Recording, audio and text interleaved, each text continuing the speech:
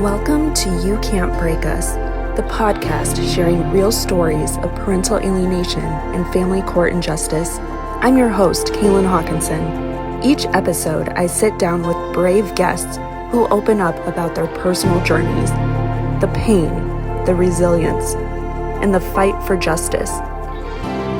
These stories are raw, real, and powerful, because speaking out is how we break the silence and remind the world, you can't break us. Mine started back in 2005 when we got divorced. We were married for 12 years. The last thing my ex told me before I left the house was, "I'll never take your kids away from you." Obviously, it's the first thing he did. There were many ways that he did this to me. Like he would, I really don't know what he told the kids. Obviously, he used the kids as sounding boards and ended up weaponizing them towards me. Like, we had our visits, he would cancel our visit and, plan something else over top of it. Spoke with my ex maybe three times in the already 20 years we've been divorced. He's always been mean to me. I don't know what he's told my youngest son, but he prefers I would be dead. That's really hard to hear, but it's also hard to live. When I've already lived this 20 years without them in my life, I've missed all the important occasions. Mm-hmm. He just made it as difficult as possible. And once the kids got too big, mind you, they're 5'11" and 6'2" now, I can't physically put them in the car, so they wouldn't come. And now my youngest does not talk to me whatsoever. Had a couple of breakthroughs with him over the years, but it went right back to, "I wish you were dead," Mm-hmm. So, the thing of it is, nobody really understands parental alienation. It's not seen in the court. It's not noticed. And it's a very, very real thing. Now, this has gone for 20 years with my youngest. My oldest, I had a little bit more time with him before we got divorced, so I think our bond was a little stronger. He has since 2016, we had our breakthrough with my oldest, and it's been wonderful ever since. My oldest son's got my back. He agrees with everything I'm doing, although I can't get him to talk about it yet. But my youngest is also the one that gave me my granddaughter. I was not allowed at the hospital. I'm not allowed to go see her. She's not allowed to come see me. I'm allowed to not have any interaction with my 2-year-old granddaughter. For me to even file, like where I live in Kansas, they filed a uniform act for, it's for the grandparents to be able to get their grandparental visitations from a non-married parent like that. Like, my son is not married even though he has a daughter. Okay. So they passed this act, but the problem is he's turned my youngest, my granddaughter, against me. She's in the line of fire, and it scares me to death because my grandmother was the best person, most influential, greatest person in the world to me, and I only have but love to give back to my granddaughter, and I'm not allowed to give that. Yeah. So the reason why I say my youngest is doing this is there's still coercion in his ear from his father. So basically, he used the kids as emotional sounding boards. Instead of being father, he was more friend. And that's why I decided to start my advocacy, because I no longer want to take this in silence. I'm not going to do it anymore, especially with my granddaughter. Yeah. So that's where it started, and it's just basically continued through the years. That's so sad to see in your case that it's the alienation is continuing through generations, kind of being taught, right? Stemming from your ex-husband, who kind of originated this into brainwashing and the manipulation and the stories he probably Right, told the right. kids of you and passing that down.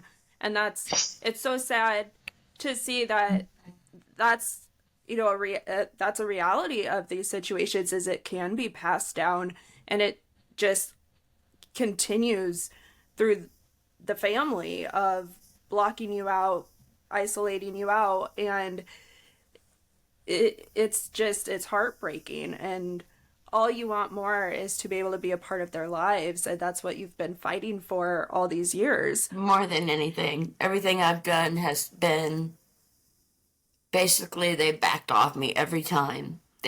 Whatever the father has said to them has been very, very bad because he doesn't have any intention on being in my life. And that eliminates my granddaughter as well. Yes, he's a very manipulative, my ex-husband, very manipulative, controlling type of person. So we even sat down and did our parenting plan together. And During the divorce? yes, and Okay. he did all that willingly. It was all fine and dandy, although he never followed any of them. He never allowed me to collect taxes on my kids like I'm supposed to every other year. He took that. He took all that and basically threw it away. I mean, I even paid child support myself for as long as they were going to school. And my youngest one said, "Well, I'm going to go to college, so you got to pay it till I'm 21."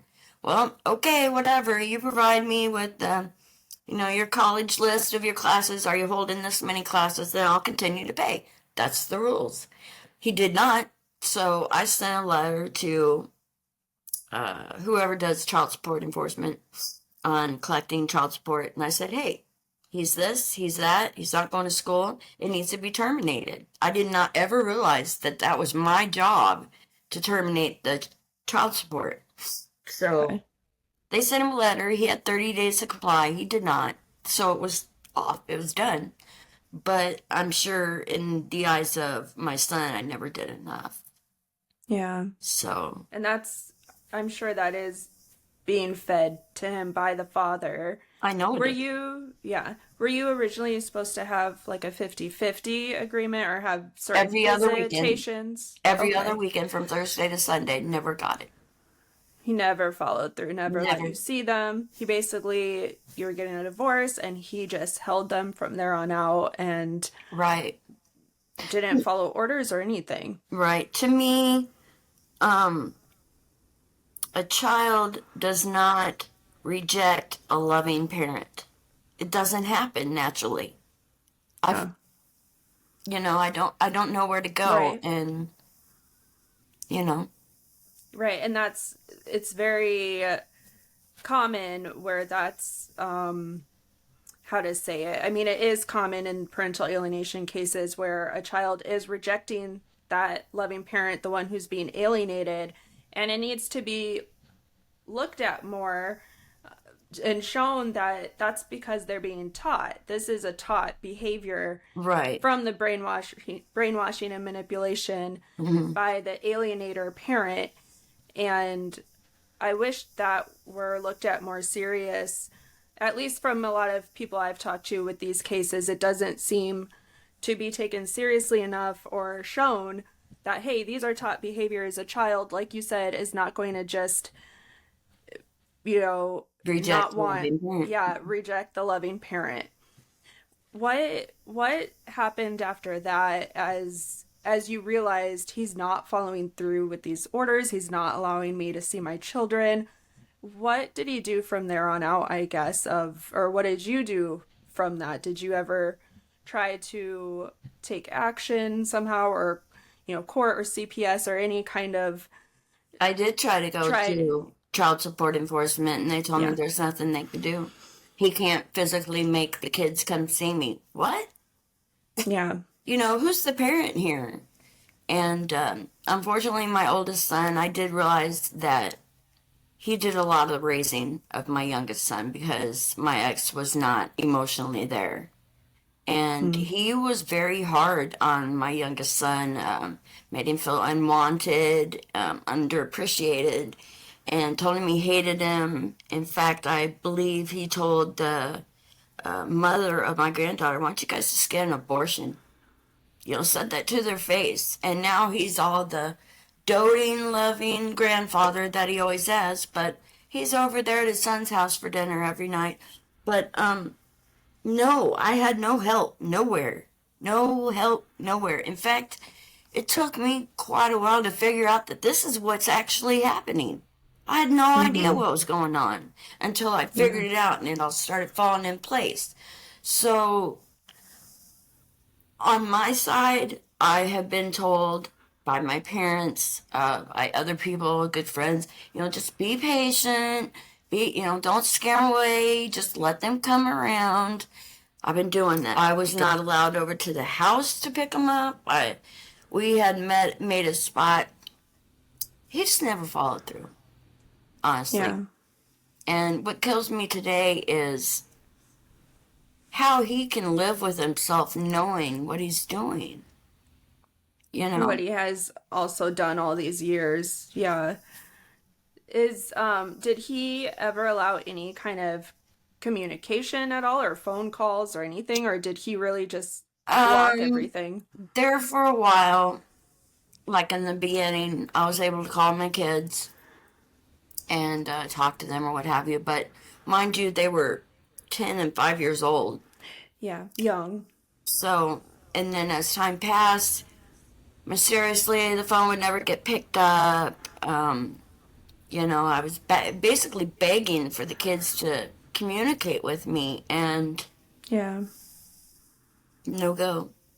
Yeah, and obviously as little kids, the parent, the father is who's controlling that communication then with the phone, and whatever they used for communication, iPad, phone, whatever it is, the parent is the one controlling that because they're young. And so if there's no communication, it's obviously the father not allowing that then. Right. I'm wondering, during your marriage, did you ever have, or maybe looking back now, at the time, it can be hard to see it, but looking back, do you see red flags that maybe you felt you missed at the time? Yes. Yeah. Yes. He was to the point where I felt I was being controlled and manipulated. My family would come into town and he wouldn't let me go out with them or something stupid like that. And even if I had family events that we had to go to with the kids or whatever, he would make me so upset on the way to my parents' house just so I would be in a shitty mood so we could get out of there real fast. Yeah. Just stuff like that, and like his manipulation and the things that he would do. As a husband, I felt he never had my back. He was always about himself. So, Yeah. And those, looking back now, I'm sure you see those as signs as to how he kind of ended up controlling the parent relationship too, and keeping your children from you. Right. And controlling you in that aspect, by the alienation. Right.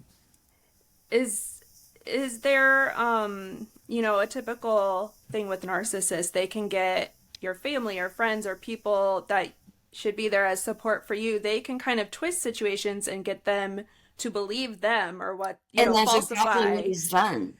Okay. He did that with his mother. He did that, like my dad, and I think it's just my dad. Everyone else in my family has never even met my granddaughter.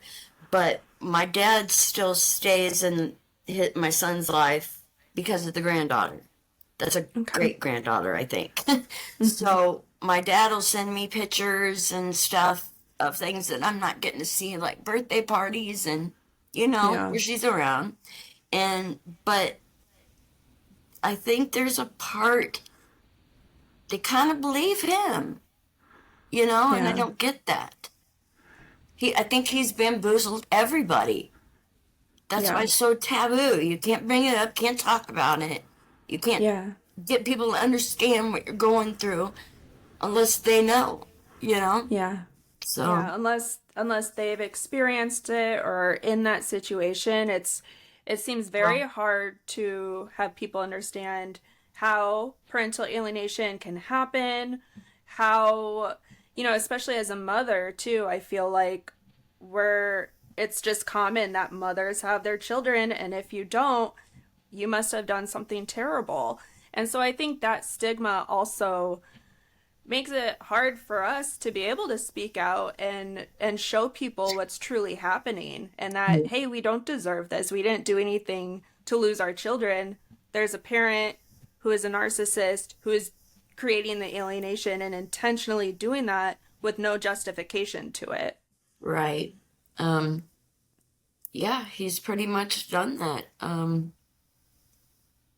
I did, in fact, actually, I befriended his mother again. After the divorce, I thought, oh, this woman's never going to talk to me. It's been probably 3 or 4 years now, and I connected with her. She's completely supportive of me. She knows how her son is. Oh, wow. And that shocked me that she was talking to me.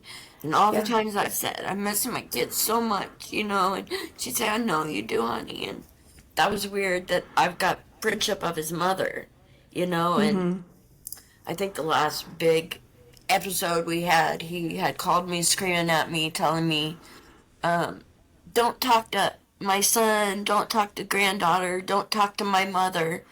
We don't want anything to do with you. And then I turned around and texted his mother and said, hi, how are you doing? Oh, fine, honey, how are you?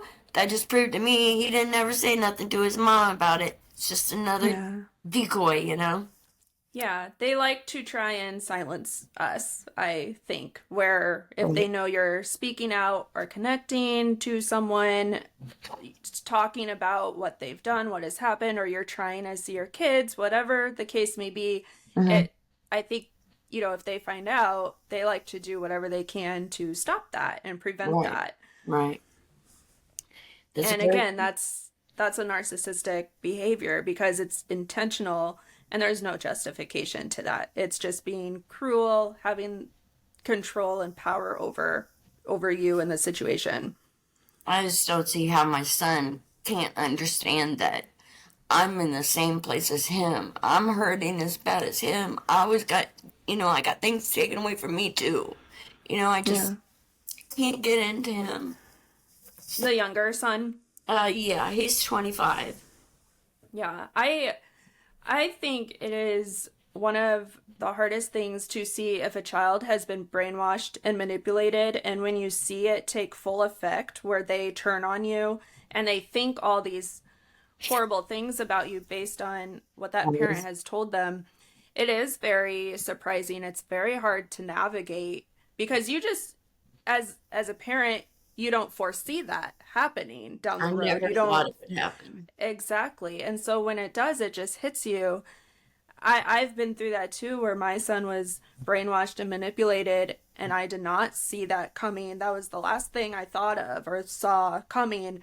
And so that took full effect where it was very hard to navigate and think, how did this happen? How did the brainwashing work? But it does. It really works on very children. Well. Very well. A lot of years of it imprinting.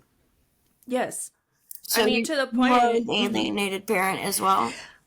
I am. I don't know. I guess maybe I didn't share all that with you, or I didn't know what you've seen or not. I am. I wrote a book on my journey, and it's called You Can't Break Me. But I went through my 4th court case, ended earlier this year, and it's been ongoing for 15 years, off and on, with court cases and the alienation.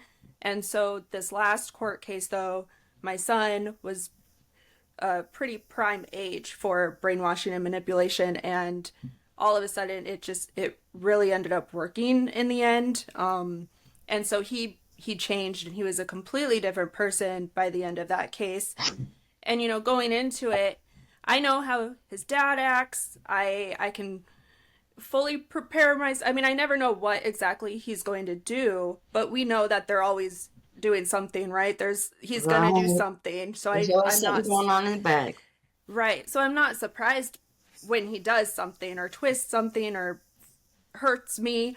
But yeah, the one thing I just didn't think of was my son changing. And so that really took a big toll and was not something I was prepared for. But I do know how real that is.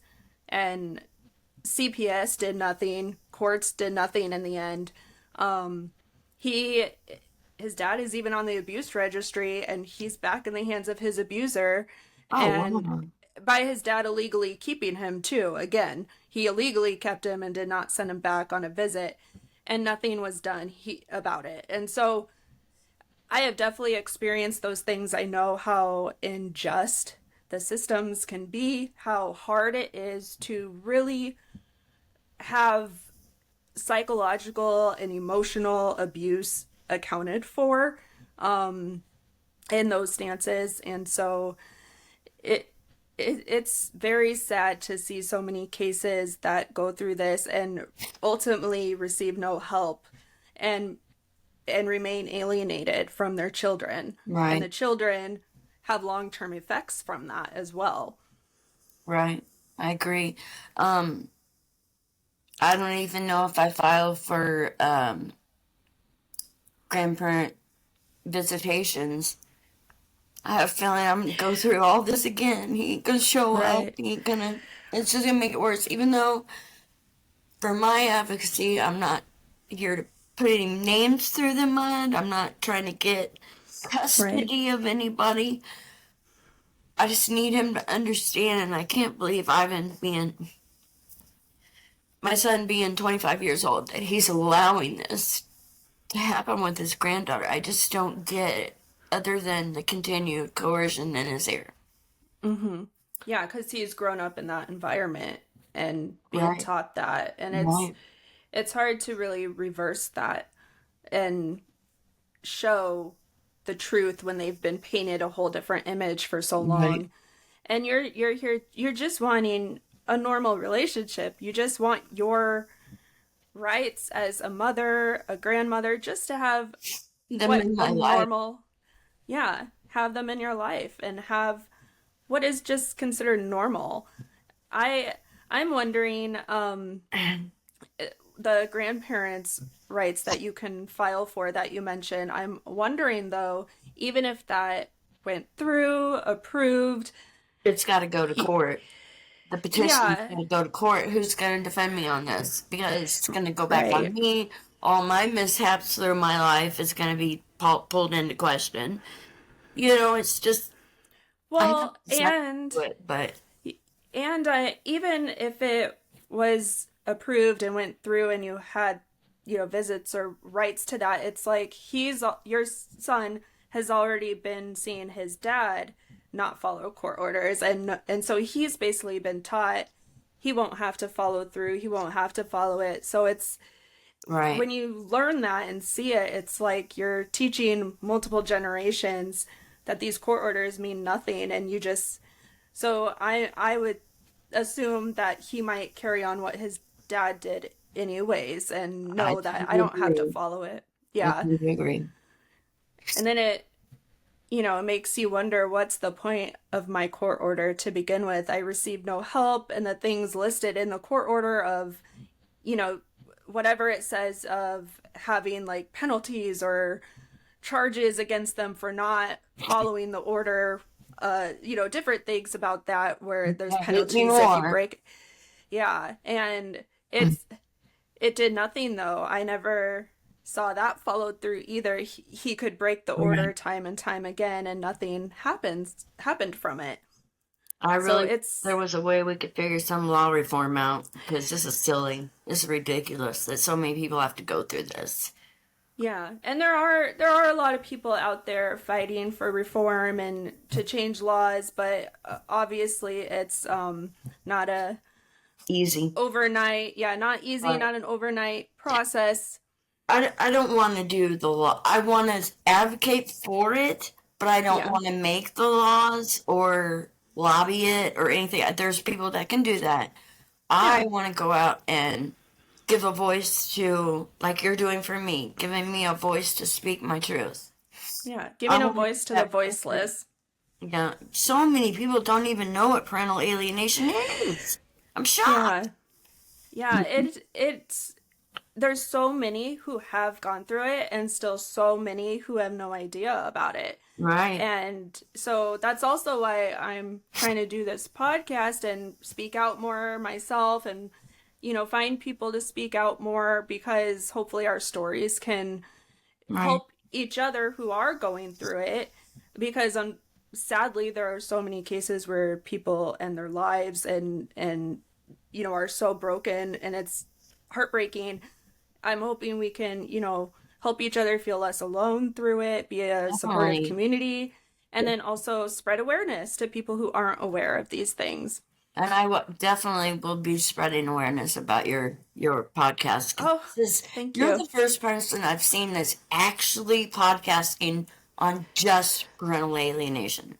Well, you Really? do the other Okay. stuff too, but you're the first person, and I don't even know why I friended you on LinkedIn. I friended a bunch of people, and you snapped on it, and I was like, oh my god. Oh, well, But I'm glad we were connected, and I'm glad you came across mine. yeah, thank I you. mean, I don't know how you feel, like nervous speaking out, and if you ever feel like PTSD or anything.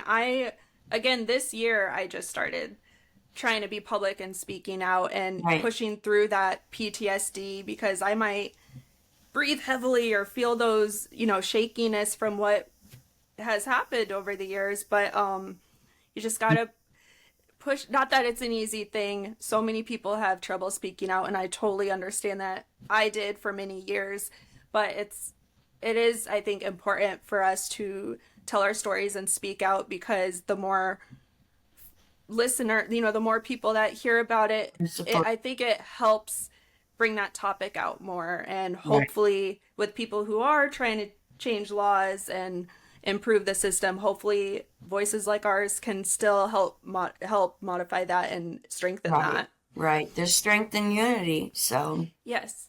Yeah, definitely.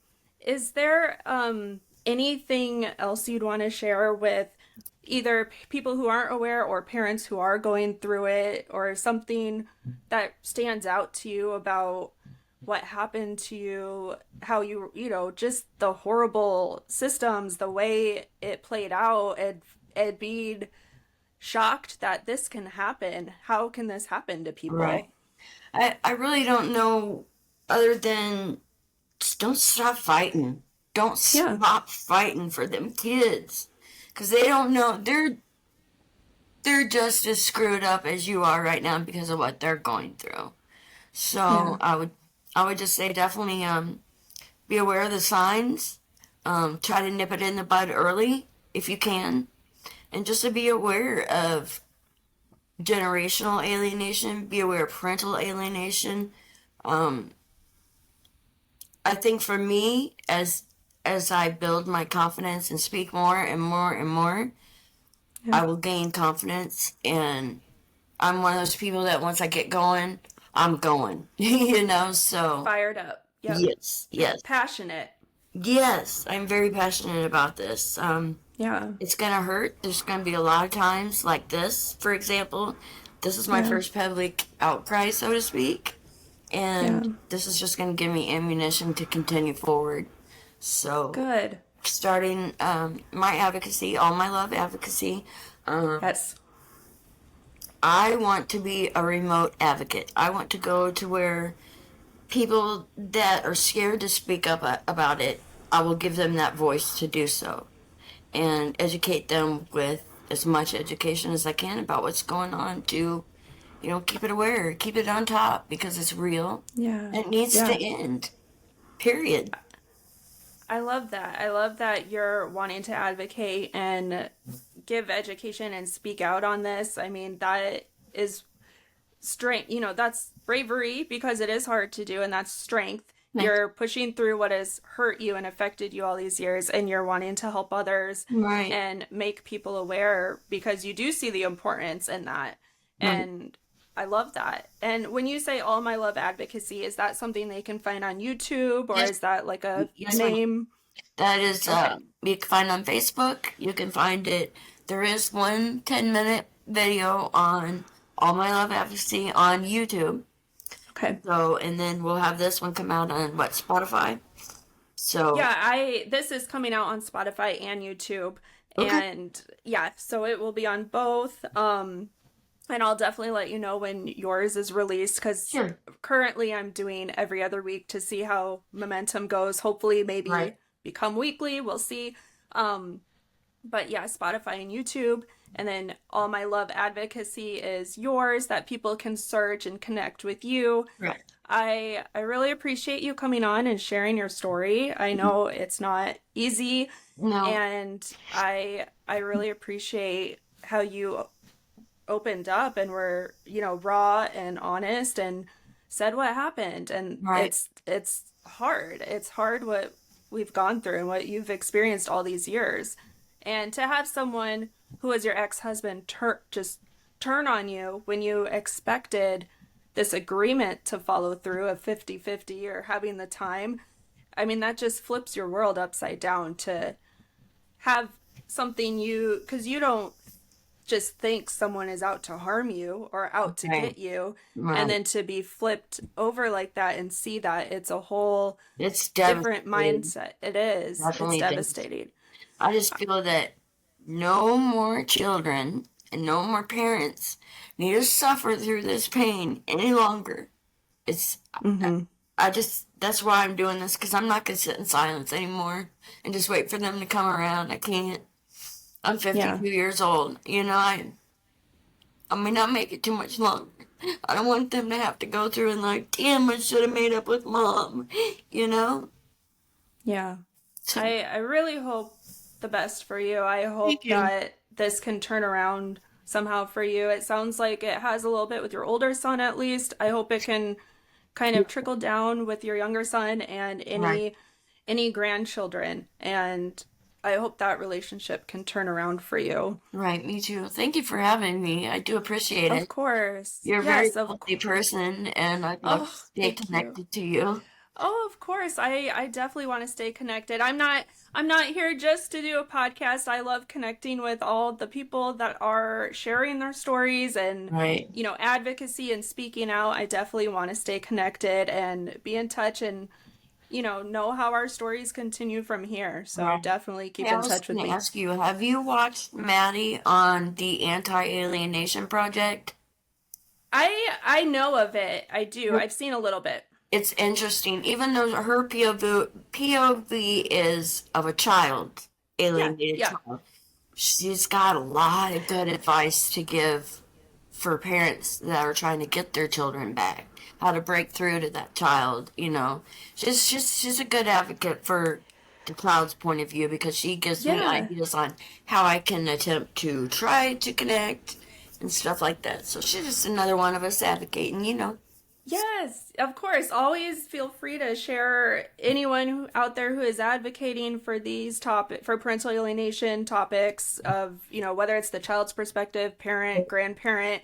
We're all in this Yeah. together. And so any resources, anything that has helped you or helped someone else, feel free to share it with me and I will share that on my podcast as well. I definitely Okay. want to give resources that people can look up, and you never know what can help someone. So Right. it's very Very good cool. to share it. Very cool. Yeah, well, I appreciate that. And I'm glad that you're searching and finding resources that help you as well. Thank you. I'm very much But trying. of course, and that's all we can do, right? We Yep. just try, push forward. So thank you so much, Christy. I do Okay. appreciate you being here today, and we will keep in touch, like we said. I'm sure I'll connect and see you soon again, speak again, and keep updated. All right. Sounds good. Thank Okay, you. thank you. Bye. Bye.